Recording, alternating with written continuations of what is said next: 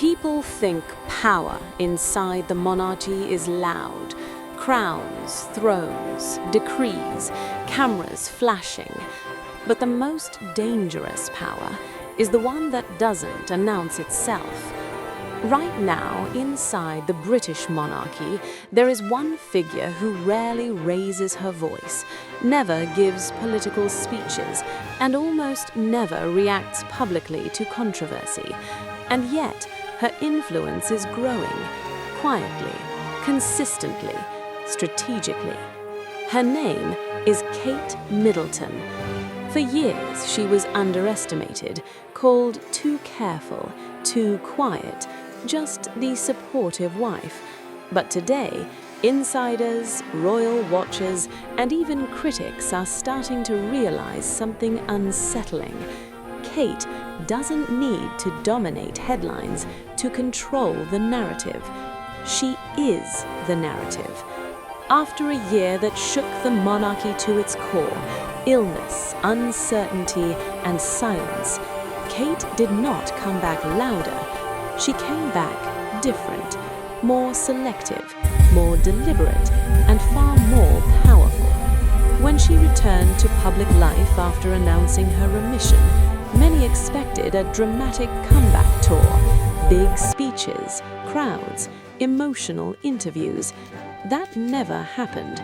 Instead, she appeared sparingly, precisely, each appearance carefully chosen, each image controlled, each message subtle but unmistakable.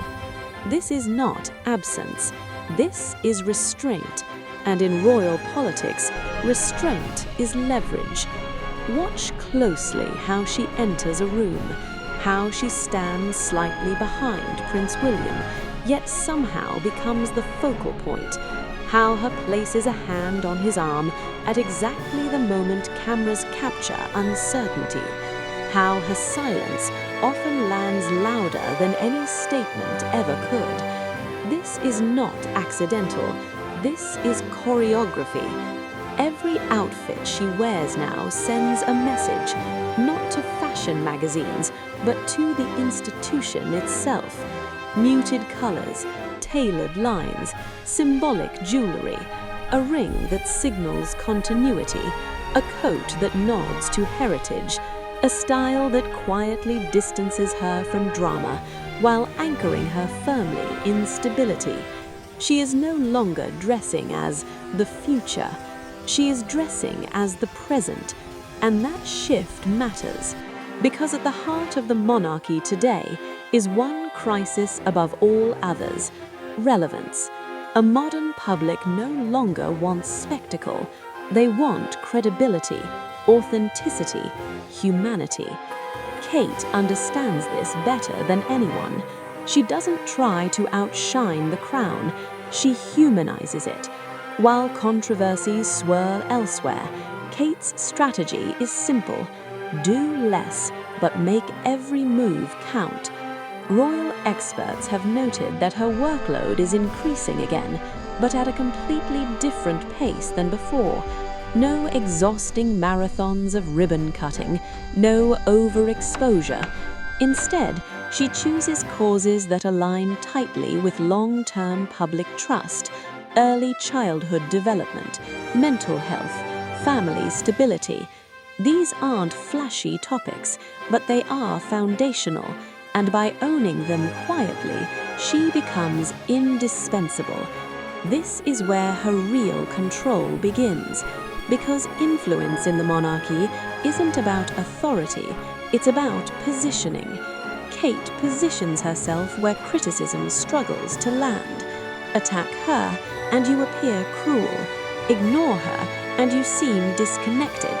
Oppose her priorities, and you risk opposing compassion itself.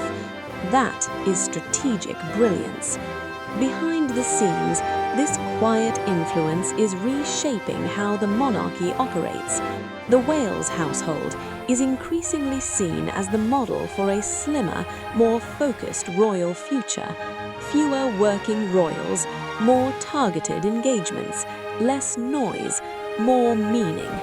And make no mistake, Kate is not merely supporting this vision, she is shaping it. Those close to the palace describe her as calm, meticulous, and deeply aware of optics. Every decision weighed not for immediate applause, but for long-term legitimacy. This is not the impulsive power of emotion. This is the slow burn of endurance. Perhaps the most transformative aspect of Kate's influence, however, comes from something no royal training could ever teach: vulnerability. By openly acknowledging her health battle and recovery, she changed the tone of royal communication, not with drama, but with honesty. In doing so, she reclaimed something the monarchy has struggled to hold on to for decades: trust. Trust creates patience, patience creates loyalty, and loyalty is the currency that keeps an institution alive. Unlike previous generations, Kate does not rule from distance. She rules through relatability. She doesn't ask the public to admire her. She allows them to see themselves in her: a mother, a partner, a woman navigating uncertainty with dignity. That emotional connection cannot be manufactured, and once established, it cannot be easily broken. This is why comparisons to Princess Diana inevitably resurface, not because Kate imitates her, but because she learned from what came before. Diana moved hearts by breaking royal rules. Kate moves hearts by mastering them. Where Diana challenged the system head-on, Kate works within it, bending it subtly over time. And that may be even more effective. As the monarchy prepares for the next generation of leadership, one reality is becoming impossible to ignore: stability will define survival, and Kate has positioned herself as the embodiment of that stability. Not dramatic, not divisive, not loud, but steady. In an age of viral outrage and constant noise, her silence is not weakness, it is control. So the question is no longer whether Kate Middleton has power. The real question is this: by the time the world fully realizes how much influence she holds, will it already be too late to separate the monarchy from her? Because the most enduring power doesn't announce itself. It simply remains long after others fade.